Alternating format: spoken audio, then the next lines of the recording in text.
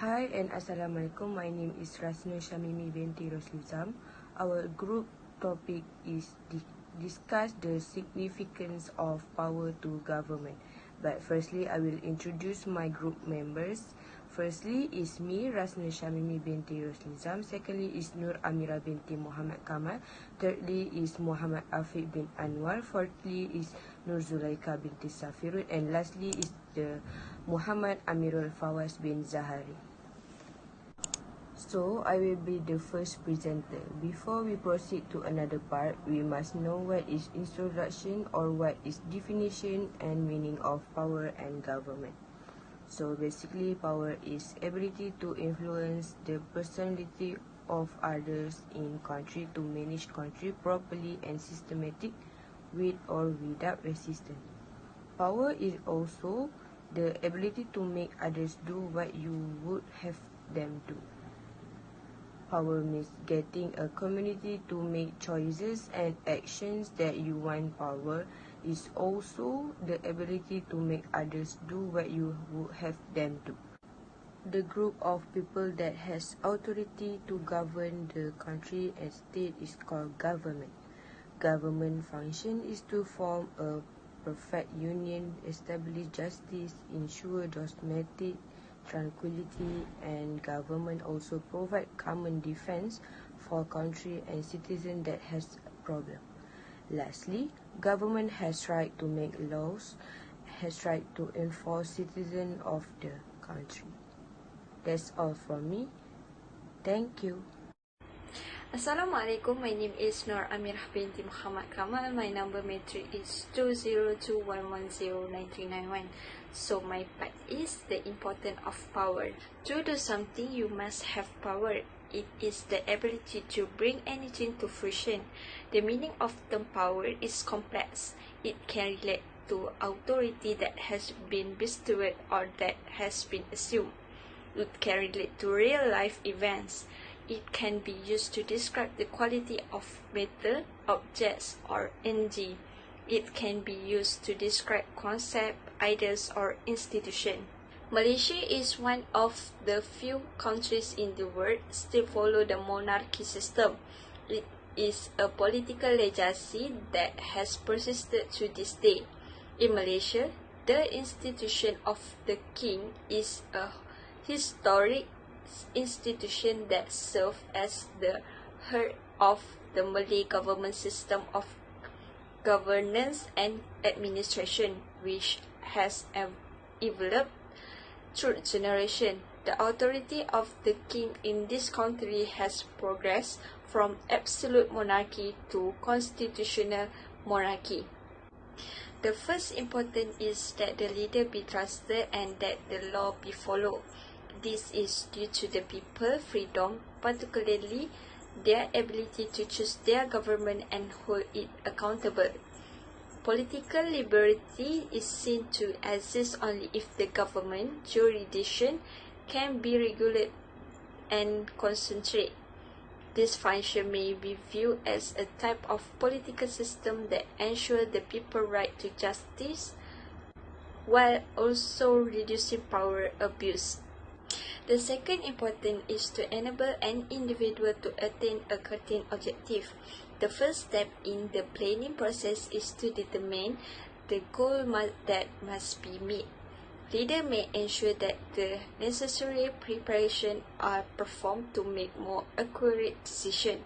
By using adequate power, a leader may pick the road to attaining a goal. The third important is the ability of individual to influence the behavior, belief, or conduct behavior of others. Power can be viewed as weak or unfair, but it can also be viewed as beneficial, as something inherent or given for the sake of achieving humanistic goals that will serve, move, and empower people. The next part I will pass to another person. Assalamualaikum. My name is Nur Zulaika binti Safirun. My number matric is 2021111561. Today I would like to present about the type of power.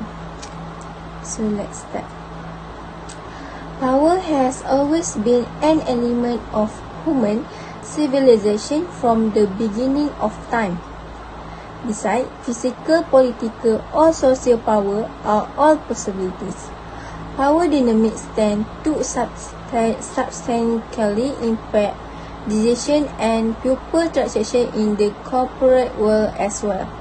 Type of power is the coercive power, the reward power, the expert power, the legitimate power, and the referent power. First, coercive power is the capacity of an authoritative figure to use fear and intimidation to persuade another person to do something. Simply described, it is a method of persuading someone to do something by utilizing the threat of punishment as a motivator. Besides, leadership is intellect the use of coercive power.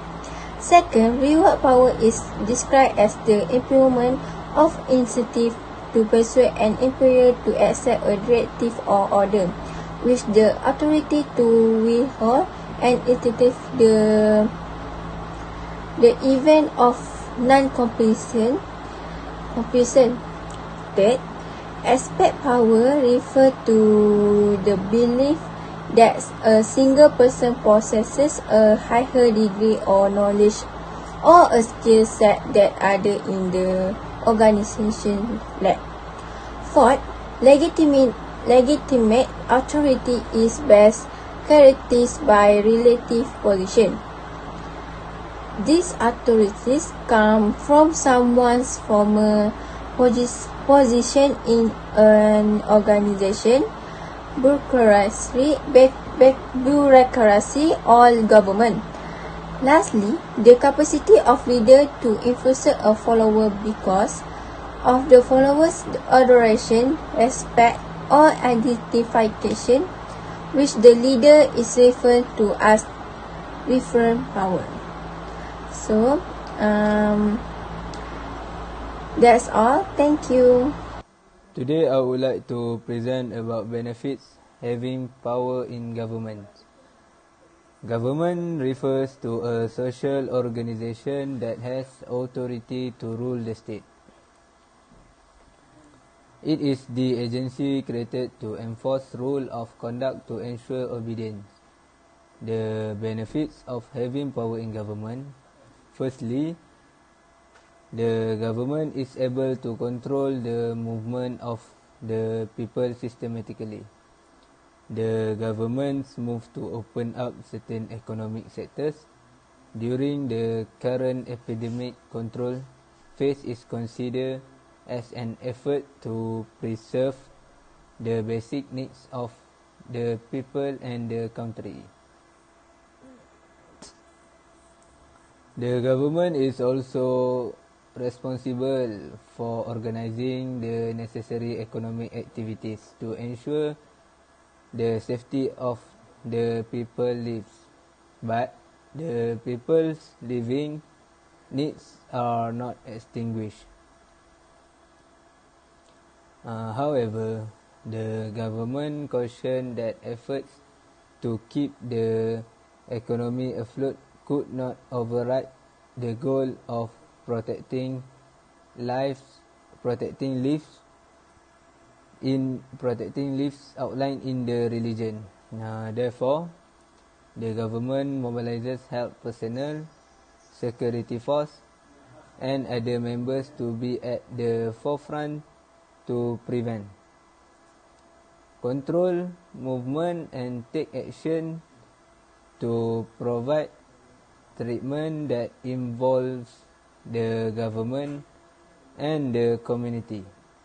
Secondly, giving the people a voice if they have problems or opinions on problems of themselves or the government.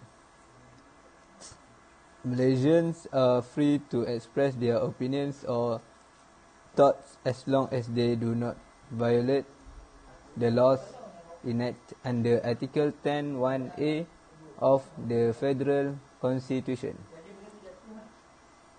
The government should give freedom of speech to the people because it is enshrined under Article 10(1)(a), which clearly states that every Malaysian has the freedom to speak and express his opinion. However, Parliament also can enact laws pursuant to Article 10(2)(a) to restrict this freedom if it concerns a number of matters including internal security, moral principles, public order, and international relations. Nevertheless, the issue in Malaysia is that the laws enacted are often too broad and not specific to what is stated in Constitution. For example, Section 233 of the Communications and Multimedia Act 1998, which makes it an offence to make an online transmission that is offensive in nature and intended to offend others. This section is too broad, and in the Constitution there is no limit with respect to which freedom can be restricted if anyone else is offended. Lastly, the government can govern the country peacefully with the presence of power in the administration.